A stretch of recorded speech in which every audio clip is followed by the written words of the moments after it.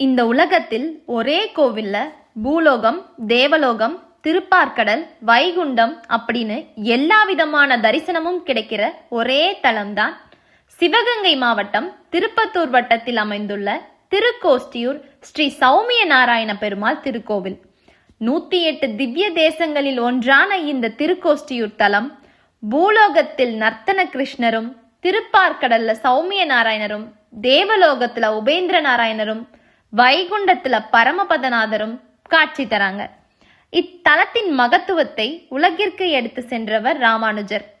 ஊரில் வசித்த நம்பியிடம் திருமந்திர உபதேசம் பெற ராமானுஜர் அடியேன் வந்திருக்கிறேன் என்று கூறிய போது உள்ளே வர சொன்ன நம்பி ஓம் நமோ நாராயணா என்ற மந்திரத்தை உபதேசித்தார்.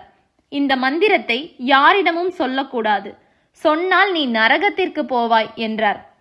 ஆனால் ராமானுஜர் ஜாதி மத பேதமின்றி அனைத்து மக்களையும் வரவைத்து கோபுரத்தின் மீது ஏறி இந்த மந்திரத்தை உபதேசித்தார்.